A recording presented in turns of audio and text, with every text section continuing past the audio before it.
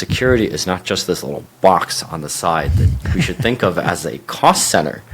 No. Like the right way to do this stuff is really to integrate it into the entire organization. It's an investment in every sense of the word, and you want it to pay off. We updated some of the content, our marketing brand, and sort of positioned ourselves to be able to service like large publicly traded organizations. And like we landed a few deals, but it really it wasn't the same. Sell security without selling security, so to speak, to overgeneralize. It's just such a potent message.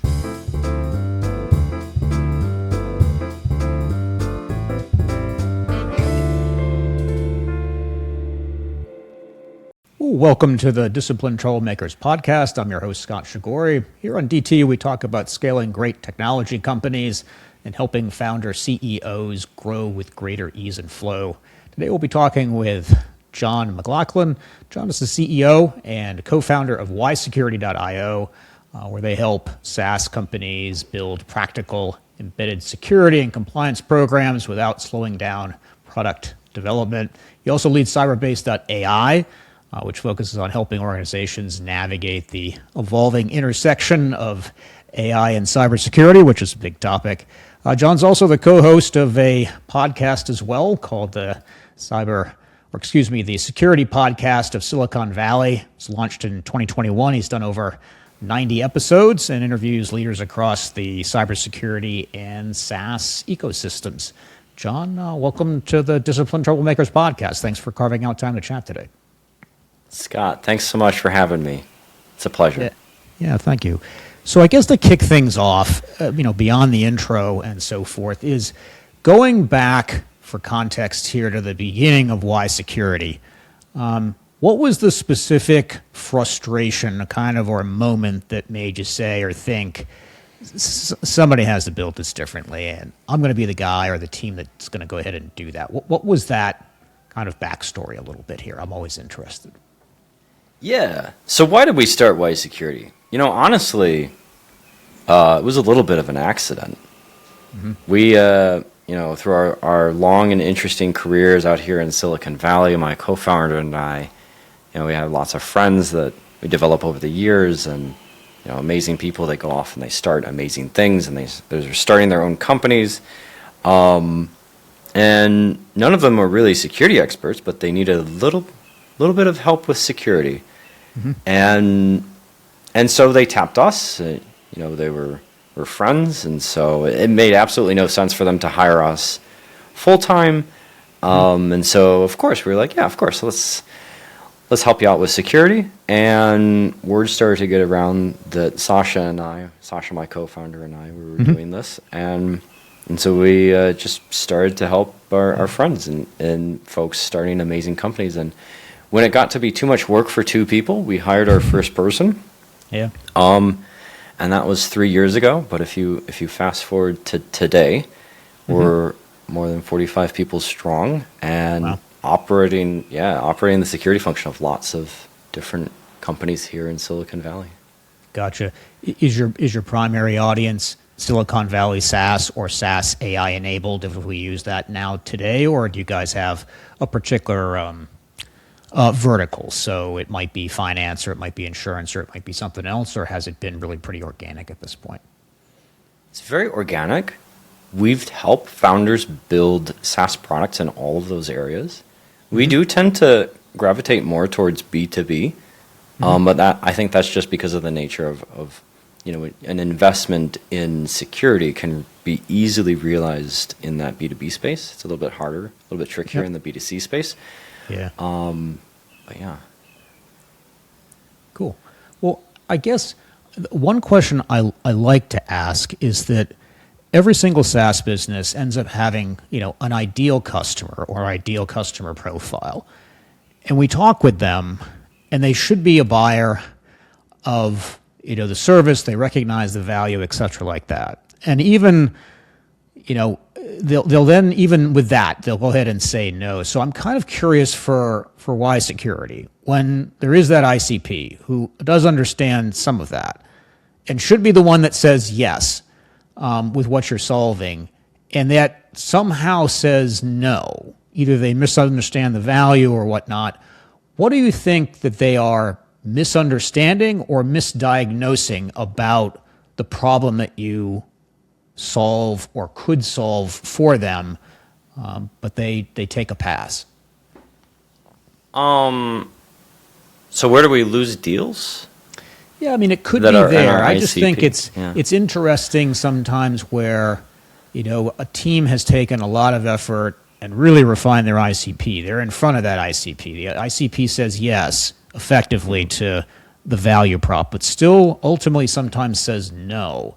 And I'm always curious, if you're comfortable sharing, when someone has, gone and passed on an opportunity with yourselves, if you've had any feeling as to what that might be, because I think it's something that B2B companies or B2B SaaS do struggle with. Well, let's think about it from a founder's perspective. So usually, like when we get in front of our ICP, it's a founder. You're responsible for building a business. Mm-hmm. You're thinking long term. You're thinking vision, and as a founder building something in the B2B space, I've got options on how to solve security problems. Mm-hmm. We could use the amazing talent that we have in house. If you have the capacity, if you have the availability to mm-hmm. execute that. If I'm thinking like, okay, I'm going to make an investment, I have some capital, maybe I'm thinking about hiring an in-house team. That's another option that you can go. Yep. And so how does Ysecurity fit in there? We fit in there as a fractional team. You can rent the entire team. And the way that Ysecurity operates is that we deeply embed ourselves. And so it's like you're renting an in-house security team, because we're right there in the trenches with you, executing, and you can rent anyone in that stack, from like CISO, vCISO, or corporate security, cloud security, product security, GRC, red teaming, covering all of that. Mm-hmm. But if sometimes that gets lost on folks, and sometimes like there's a dedication to do something in-house. It's a very Apple mentality to just do everything in-house.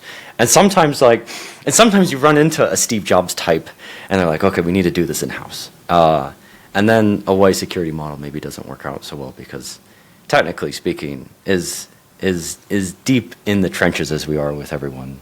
We're technically not in the house. But yeah, so in those cases, oftentimes what actually ends up happening is we still partner. We just help them build an in-house security team. Because it's difficult to build an in-house security team from ground zero if you're not a security person. Yeah. How do you hire for that? Right. Yeah. So we've done that a couple times. Yeah, no, it's really always interesting to me. I had a founder about a year ago, Igor from Upload Care, and their focus was on basically uploading huge, or automating and helping to upload huge amounts of data. So think, millions of users uploading to Instagram every day, and the risks and opportunities around that. And when I asked him, I said, where do they say yes and say no? He said, a CTO who is a CTO for the first time says no. A CTO who is the CTO for the second time, they say yes, because they think they can build it in-house, and they could, but the complexity, the sheer amount of effort involved, the team building, all that stuff, they say never, ever, ever again will they be doing that a second time. So it's always, I like asking the question, because it's fascinating how clients or prospects see things, how the team works, how your team works, where the value add is implicitly, expense to profit, that whole conversation. It's just, I think, a really interesting one as to how usually the founder goes ahead and thinks about an opportunity their company held themselves. So, yeah. Yeah, no, that's a fair question. And it's a question that I bet every founder asks themselves before they sign. Yeah, nope, that's fair. As given how much you've grown, from 2 to 45 people is significant in a short period of time, with the backdrop, still at the end of it, or the beginning of it being a bit of COVID and things like that, with all the uncertainty there. As you've grown, what maybe definition of scale have you, or potentially you and Sasha, had to unlearn or maybe modify or replace as you've kind of grown that many people in that short a period of time, quite candidly? Yeah, it's a lot of people in a very short period of time. And we cheated a little bit. Like we've all worked together in past lives. So that's a little bit of cheating right there for the scale. But in addition to that, I think that culture is very important. When you scale and you grow that quickly, it's a risk, to make sure that the culture grows in a positive light as you're growing, as you're scaling. And we are remote first, but all of our talent is here in the States, concentrated right here in Silicon Valley. And so we've done in-person events. We'll go out for dinners. We'll have events that we do together. We'll do runs together sometimes. Oh, nice. But for the amazing folks who decided Silicon Valley is maybe not where they'd like to place roots, to keep them part of the team and keep them as part of that team spirit, and we struggle with that. It's hard to be remote and to be part of like a tight-knit group. Some of the initiatives that we've put on the table to help with that are actually having little video introductions. Okay. Little, instead of just posting welcome messages on Slack or things that happen to our lives, personally, we're posting videos of ourselves on Slack. So, yeah. No, I think that's always really, important. We tend to, even with the conversation around remote or in office or return to office and that whole debate and so forth, is what I think everybody can agree on is that culture is really important, the team is really important, and how do you go ahead and create that personal and professional connective tissue in ways that allows you not just to get work done, but to really be connected to each other, connected to your client or your customer base, connected to the leadership team, you and Sasha. And that's not easy. That's not an easy question, even when you're in approximately the same geography as Silicon Valley, which is obviously quite large. And then how to incorporate those that are, quote unquote remote, whatever remote might be, even if they're in another state, or for me, being on the East Coast, that quote unquote far away. Yeah, it's a real challenge. It's tricky, but there's paths forward there. Stay connected. Yeah, cool. Yeah, at least, again, you've got an answer and you've got what works for you and the team, and you're all pretty tight because you've worked with each other before, and your strengths and foibles and things like that, which I think is enormously valuable. Cool. No, that's great. Kind of on the scale, a question again is here, when you've looked back over the last couple of years, have there been particular decisions at Ysecurity with yourself and Sasha that have given you, I'll call it disproportionate leverage, that have allowed you to go ahead and either move forward or have required you to go ahead and pivot a little bit, but have ultimately created options and optionality for you and for the team?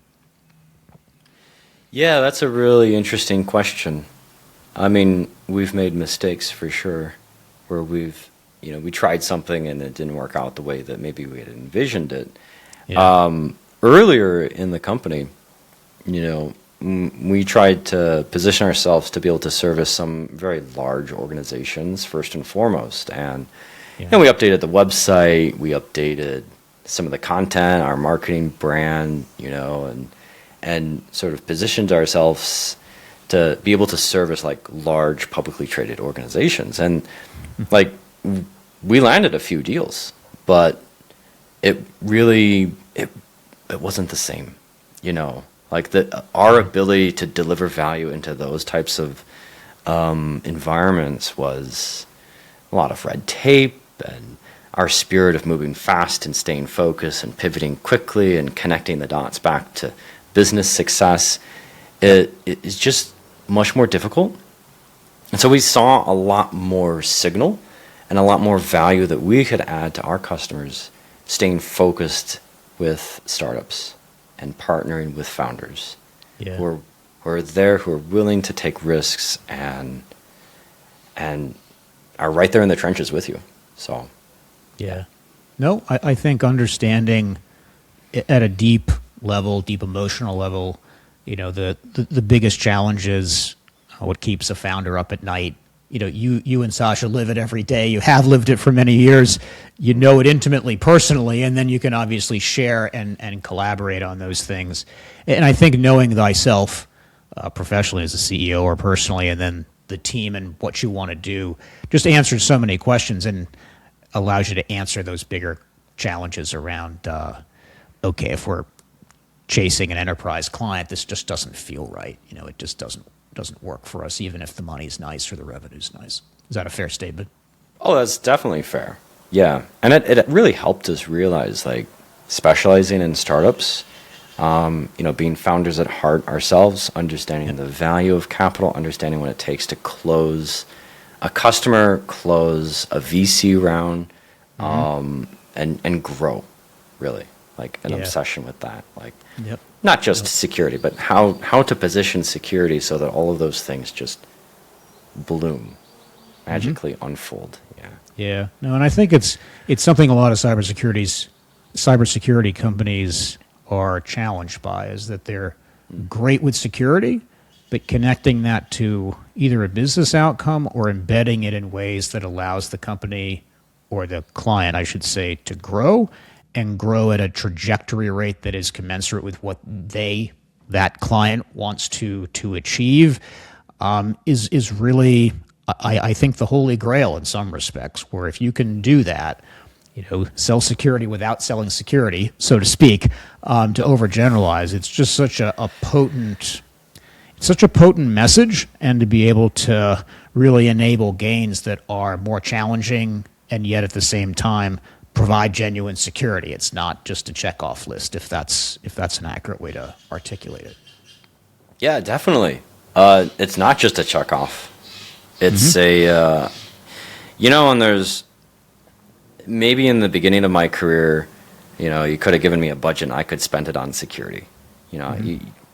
Security professionals can definitely like build security programs and build that out. But if you step back and you look at the bigger picture, there's so much more going on than just security. And security, once you build your program and you understand the market that you're trying to sell into, and you build that security program, okay, there's an investment. First layer of investment. Second layer of investment on top of that, it's like, okay, now how do you update the marketing so that reflects, in your landing page, in your trust center? When you hire a sales team, are they being trained in your security posture so that shows up front and center right there at the beginning of all of those conversations? It's all interconnected. And so security is not just this little box on the side that we should think of as a cost center. No. Like, the right way to do this stuff is really to integrate it into the entire organization. It's an investment in every sense of the word. And you want it to pay off. You should expect it to pay off. Yeah. Yeah. For sure. It is true. I think of, and I'm biased admittedly, I think of it as a strategic asset. First and foremost, it's about protecting, the client's company, et cetera. It's about really enhancing the brand. And yet many do, as you well know, certainly better than myself, is that it is perceived as a cost center. It is part of an IT budget. It is something where we try and minimize it or hold it to a percentage of something that is larger. And yet,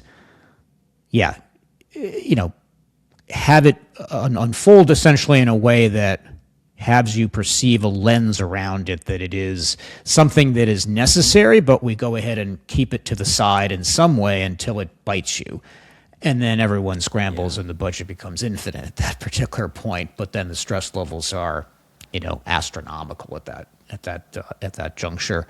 Do you find, thinking about, your market, is there an area where the market consistently, I guess I'll describe it as, undervalues or oversimplifies maybe what you and the team do? Is there anything there that, again, is just either a misunderstanding, or they just don't understand it or don't get it, out of curiosity? No, that's a really good question. I wouldn't want to put words in anyone's mouth, but Understood. I suppose like one of the challenging pieces is to see security as growth, as part of your growth engine. It's not traditionally seen like that, right? It's maybe surprising to hear about, the bigger picture and to meet security folks who do get excited about that, not just about securing the data. And the thing about like building a security program, like all the time I hear people say like, oh, I don't want just checkbox security. Please don't just do checkbox security. Like, perfect. We're on the same page, because like when we build a security program that matters, it will open up new business because it's so much more than just checkbox security, because it's tailored for your customers and the type of data that's coming into your platform, because it's a thoughtful approach to all the different types of risks that you have to consider when you're just building these types of systems. And you'll get the checkboxes along the way. Now, don't get me wrong, the checkboxes, they're important. They're important for the scale of your organization. They enable your sales team to just say things like, yeah, we've got our SOC 2 Type 2, we've got our ISO 42001, shouldn't be a problem when we hit your security reviews and we go through due diligence, and even if you want to throw us in front of the AI committee, checkboxes are all there. But those checkboxes, what they represent is they represent a third party coming in and like having a look at everything and saying, yeah, everything that you do, everything that you say that you do in terms of security and your operational excellence, looks like you're doing it. Good job. Yep. Yeah. So it's a step, and it's an important step, but it's not the end goal. The end goal is to actually like protect this data and then cash in on that investment by showcasing to the world, like, hey, here's how we invested in security. Here's how we're different in this competitive marketplace. Yeah. Because we understand that to accept this type of data is a privilege, and we're earning that privilege by investing in security. Yeah, no, I think that's a great framing, and I hope anybody who listens to this or watches it when it comes live on YouTube is taking notes, because it's something that a lot of cyber companies struggle with. I've had this conversation in different ways over the years. And so many, because it's just such a technical discipline, focus on maturity stance. They'll focus on tools. They'll focus on all of the usual things, which is very, very understandable. But unfortunately end up catching themselves or putting themselves in a box where trying to connect that to business outcomes, growth, revenue, etc., which is not hard to do.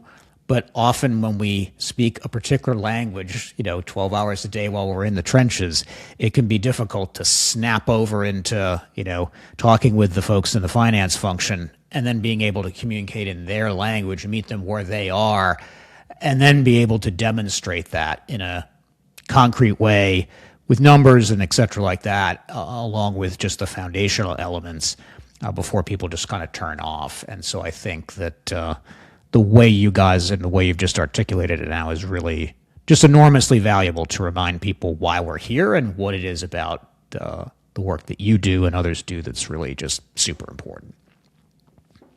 Yeah, it's important. It's important to keep context in mind, Yeah, nope. I can't disagree with you there. So, no, that's great. Purple Finch Group helps technology CEOs innovating at the edge of chaos create operational fitness across their technology stack and team of talent. Achieving significant and measurable scale, selling your story, and finding time to think and plan can feel like a bridge too far. So if you're a CEO whose company has found product market fit, but is struggling, or you're a CEO whose company is looking to accelerate existing momentum, we can help with proven blueprints for optimal scale. Shifting from incremental addition to exponential multiplication can be absolutely achieved with less effort and stress. To get in touch, I can be reached at Scott with 2 T's at purplefinchgroup.com. Now, back to the interview. Shifting gears a little bit, because I always like asking not personal questions, but one that kind of reflects a little more personal, as most of the listeners and viewers here are either C-level or CEOs themselves, is to ask with Ysecurity, and your other activities, even your podcast too, is what work do you personally protect now? Because if it gets crowded out, and there's always pressure to have things crowd out, where does the company either pay for it or suffer a little bit later on down the road? It's kind of the joys of what you do and how you go about trying to protect or carve out time for that. Because I think many founders, many CEOs struggle there and could use some advice. Oh my goodness, just like, things get so busy and like there is life outside of work. Just do it. I mean, honestly, just find the time, just do it. So I run. So it's pretty easy to just throw on a pair of shoes and get out there and get a couple miles in. You can do it with a friend. Sometimes that's also helpful. If you can do it with a co-founder, even better. Yup. Just don't talk about work all of the time. Some of the time it's cool. I'm also a biker because running, you get injured, and then, if you have plantar fasciitis or like a bad knee or something, like you don't want to strain it. And so you have to take care of ourselves, and convince yourself that that's okay. Not just okay, but that's actually really important, because we have to take care of ourselves so that we can take care of the companies and all of the people that depend on the success and the opportunities that are there and the growth. And so in order to take care of that and to be able to show up, with 100% energy every day, we have to take care of ourselves. So that's always first and foremost, and if you get sick, take some time, recover. It will be, your companies will be there when you're back. I promise you, the world will continue. But to get to a place where we allow ourselves the time and the space to do that is sometimes really hard, because we get so involved in what we're building. We get so passionate about doing the 0 to 1 thing, or if you're lucky, the 1 to N thing. And if you're right at the right place at the right time, you're doing 1 to N. So, but we have to show up for ourselves first. Yeah. And that means different things for different people. It means different things for the same person at different points in your life. And so, listening to ourselves and what we need, what our bodies need, is very important. Yeah, I can't argue with you there. I've made those mistakes, and that makes two of us. Particularly, in Silicon Valley, where if you let up, you're judged very differently. 996 is a very popular term, and people obviously go back and forth on it on social media and so forth. But it's very much front and center in the Valley, and people absolutely judge you, and opportunities disappear or do appear as a consequence of that. So have you, as you've been in the Valley for such a long period of time and have created those boundaries for yourself, if you're open to sharing a little bit about it, how has that evolved for you? Because I think, again, it's one of those core things that does cause stress and anxiety in terms of how to go ahead and create it. I know how I think about it, but I'm, and have quote unquote solved for it, but everybody's different in what their needs are. How did that come about a little bit? How did it come about?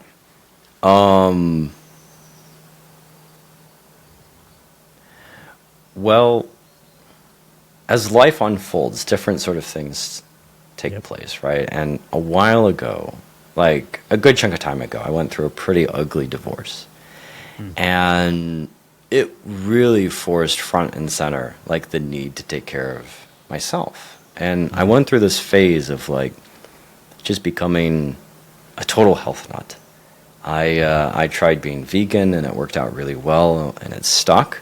So I'm still vegan, now 6 years into it.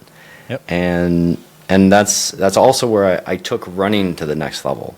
I'd always been a runner in my past. I've always been running ever since high school, but I never thought of myself as an athlete. and adopting that identity is like, okay, now I'm going to do marathons. Never done a marathon before. Well done. And just to get the tough one out of the way, like did a marathon with my co-founder Sasha, actually, and chosen family brother who showed up for me in very meaningful ways. Yep. We did a marathon together, and we were out in Montana, actually. Oh, wow. Where we ran up and down some mountains outside of Glacier National Park. Absolutely beautiful scenery. Very difficult. Very embarrassing time. Great elevation gains. But you do it. And sometimes you bump into life situations where it's like a forcing function. Like you're either going to do that or it's going to get you. And just like any other challenge, you got to step up to it and own it all the way. And like the lessons learned from that is like, don't let that slip. So I know some people do really well with schedules, and so they'll schedule time for the run, or they'll put it on the calendar. You can even make group activities out of it, and it's great to connect and like do things with the team. But it's also, if you're an introvert, like get that recharge time. You can do it alone too. That's perfectly okay. That's what's needed. That's what's needed. Yeah. No, I really appreciate it, because again, I think it's something that a lot of people are challenged with at various points in their life or throughout it, where those exterior or external pressures really do kind of reshape, mold what you hope are boundaries, what you go ahead and create. It's just, it's not always an easy way to create a rule set for yourself. And oftentimes you get caught in the middle of something that you can't find yourself being able to get out of in some way. And it's just a challenge. It's why I like asking, and I appreciate you sharing. So, yeah. Yeah. No, it's a good question. I think it's an important topic. Like mental health, just in general, does not get the spotlight that it deserves. I think, especially in founder communities. So, Yeah. And when you think about, the average, as I've seen it, the average population here in the United States, about 9% or so, experience some level of depression at some point in their lives. Whereas in the tech space and for founders, it's 43% was a number that I've seen thrown around a couple of times. And so when you look at the complexity that is, a founder's life, an entrepreneur's life, and the stresses he or she ends up going through and experiencing solo, with a team, whatever its composition is, just the impacts of it are significant. And I just think I completely agree. The topic doesn't really get the attention that it deserves, and it's why, from time to time we'll go ahead and ask about it and how people have just chosen to navigate those things. Because I've had mine too. Mine is to focus really around either having intense bouts of work or then taking time off, or it's been a combination of balancing. I use a little bit of scheduling is my approach, but I never make it too fixed, because I find that there are times when I'm working on something and really enjoy it and want it to continue, and to be a hard cutoff really kind of cramps my creativity and just general and thought processes. And so I've learned through experience just to kind of let some of that flow, so that, if you will, deeper work can continue uninterrupted within a reasonable amount of time, and then move forward from there. So it's just different strategies for different people. Yep, I'm in the same boat you are. I like that flexibility. And every once in a while, after a long day, I'm just like, okay, I'm done, and I go for a run. It's totally unplanned, but it's the most delightful thing. So. Yeah. Yep, me too. And as you're a fellow motorbiker, what I do is when I hit that, and I periodically do, I'll just unilaterally decide the following morning, get up early, and go out for a ride for, anywhere, several hours at least. I call it by tanks of gas. So with my Ducati, I have four gallons. The light comes on after about 3 or so, and so that's about a gallon an hour, give or take, where I can ride. And so I just kind of measure it, generally speaking, that way and create a series of loops from my place in McLean, Virginia, out in the countryside and then back again. And it's just so immersive, obviously, because there's some risk, but I just find it very mentally clearing. And all of a sudden that creativity comes back when I feel like I'm bogged down. I'm guessing you have some variation of that as well in terms of the joy of riding and then how that makes you feel afterwards. Oh my God, yes. There's nothing more liberating than being on a motorcycle. No one else on the road. In those early mornings where there's just a little bit of fog, and you lean into that corner, it's beautiful. Yeah, no, absolutely. It's very cheap therapy. So for my audience, if you're on the fence about riding, reach out to Jon or myself, and we'll give you plenty of insight into how important and powerful and worthwhile riding actually is with some gear and some meaningful training. So no, that sounds good to me. Leaping ahead a little bit here, how over the next, let's say it's 12 to 18 months, given how accelerative the tech space is unfolding here, are you guys growing in a particular way? Is there some optionality that you're creating for yourselves that, obviously isn't always about the numbers, but what does the next maybe 12, 18 months look like for you at Ysecurity or the other company as well? You guys are obviously juggling. Oh, Cyberbase. Yep. Yeah. Well, I mean, both companies are growing, and Ysecurity has pretty consistently doubled year over year since it's well done. Thank you. It's honestly the team. It's just the amazing people and the dedication and like showing up for each other, and we get to participate and help build amazing companies across the board. Mm-hmm. It's like being an entrepreneur, but in more than one company at the same time. And every time that we do that, we get to bring our strengths, which is security and our passion. Yeah. Being security, and help do the 0 to 1 thing or the 1 to N thing, like all of these amazing companies. So it helps, to have like an amazing community where there's a real need for all of these things, and Ysecurity happens to be the easy button. In terms of like specifics, we're experimenting. We've got some experiments in the cooker right now. We're experimenting with some advertising to help get the word out. See how that goes. See how that affects, the number of founders that we can reach. Honestly, like all of that growth has been organic. It's been referrals. Is it really? Yeah. Which is, it's an honor and it's humbling that people will go out, and as they go to their next gig and their next gig and their next gig, very consistently folks are like, hey, you need a SOC too? Oh, I know who we could pull in. We don't need to hire someone. Just go grab Ysecurity. That's an amazing place to be. And when we first start a company, Sasha and I, we always talk about like, what does success look like for us? And my favorite way to pose success is the elevator story. Okay. The elevator story is I walk into an elevator and there's already 2 people in it. They're having a discussion.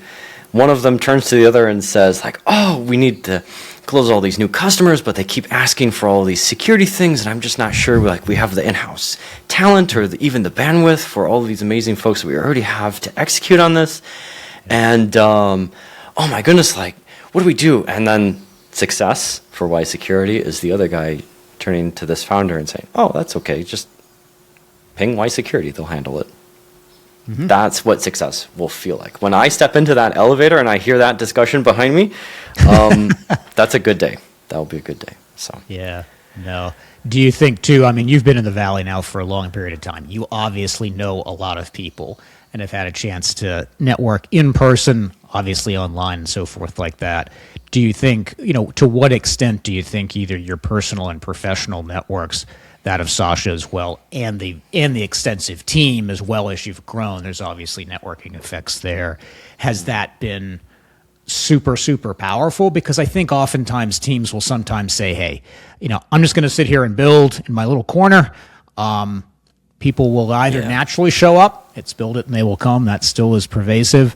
Or it's a case of, well, I'll just hire somebody else. I'll do something else. I'll even get on a podcast or something, which is a valuable thing to do. In terms of networking effects, what has that meant to you and the team? Yeah, it's extremely important for Ysecurity. Extremely important. Extremely important for me personally, too. After I landed my first gig out here in Silicon Valley, which was Apple way back in the day, and Steve Jobs was still there. Worked on security at Apple. After that, like every other gig that I've had has been from word of mouth and really? Just knowing someone who knows someone. But if you look at Ysecurity as an organization, we are not successful unless we really garnish that trust. Unless like keys to the kingdom have to be, handed over to us for us to be able to help and operate like the security functions that really matter. And to be successful requires trust on both sides, and so when people have already had an opportunity to kind of get to know you a little bit, like it's easier to land that trust, and meeting in person helps immensely with that. Social referrals help immensely with that. We take referrals very seriously as well. So it's trust. It's all trust. And trust. Why? Because, in terms of Ysecurity, these are founders' babies. This is what they're pouring everything into. This is it. So nothing but the absolute best is, the expectation, and to trust that someone has the chops and has the dedication and has that spirit and that drive to jump into the trenches with you as you're doing the hardest thing that you've ever done in your entire life. That's a special place to be, Yeah. No, I can't disagree. I think, when I think about whether you're bootstrapped or VC funded versus, say, a PE-backed operator CEO, the latter, the operator CEO, is really about competence and being able to execute. And those things are enormously important for founders, but it's really about identity and authorship. You are authoring, your entire existence and wrapping everything, absolutely everything into this, into this company, into this entity, and to be able to demonstrate the trust that you're exactly what you're talking about in terms of, I'm standing here or sitting right beside you, dodging every bullet or, executing on every opportunity, and right there with you with resolute conviction, is enormously powerful and I think empowering to founders as well. Plus, it demonstrates that you believe in them too. It's just that, I think, force multiplier effect where momentum combined with just building and all of those things just really comes to blossom like a flower, regardless of the weather conditions and hail and all the other sorts of unpredictable things out there. Is that a fair statement where the best relationships you've had have been right at that nexus point of just true conviction, almost to the point of, if I dare call it delusion, if I may, to just really kind of like feel that at an emotional level? Well, you got to believe it, right? Yep. That's absolutely fair. And you do have to believe it. I don't know, like maybe it looks delusional if you don't share the belief that the world can be better, and this is how it's going to be better. That looks like delusion from the outside, but on the inside, like that's true belief. If you don't believe that, people can smell that. They smell it out. It has a stink to it. It smells like people can detect it. It's uncanny how like sensitive people are to that. But if you have that seed of doubt, people can feel it, and so like you really do have to believe it. And getting to a place where you do believe it, that's a very personal journey. You have to be aware of yourself. You have to be authentic with yourself. You have to be authentic with each other. And there's no other way to do it except pure, ruthless, sheer authenticity. Yeah. When you go through that journey and you share these beliefs, like that's an incredible place to be, because then you can actually participate in that journey. You can contribute something to the vision. You can be part of something that's bigger than ourselves. Yeah. No, I completely agree, and it's why I love the entrepreneurship and founder space and so forth, is just what you've described. It is that opportunity to really not just push yourself. That's the conventional story, to grind, but it's about, doing something that either hasn't been done before or to redefine what's possible. Ideally do it with some people who are great people and would go down with the ship if, things don't quite work out. And there are lots of situations where things look a little dicey. But just the opportunity to excel and really explore what it is that's possible, I think, is just, for me, in working with founder CEOs in the tech space and in other areas too, just such a potent experience. It's really just kind of life affirming in a way that other things are not, outside of motorcycling, of course. So, of course, outside the motorcycling. Yeah. Yep. As we go ahead and wrap up here. For listeners who are either wrestling with similar decisions or would just like a great way to connect with you, what would be the best place to do that? I'm pretty active on LinkedIn. Mm-hmm. So if folks want to connect, drop that connection request in LinkedIn and share a nice note, and definitely accept that connection request, and we can start chatting over LinkedIn. Yeah, no, that sounds great. I'm the same in terms of LinkedIn is my social media home of choice, and one that I've been on for a long time. I know you have as well. Well, Jon, I really appreciate you spending some time with us here on the Disciplined Troublemakers podcast. It's been great to have you. Look forward to in the future having you again. There's lots more that we could talk about.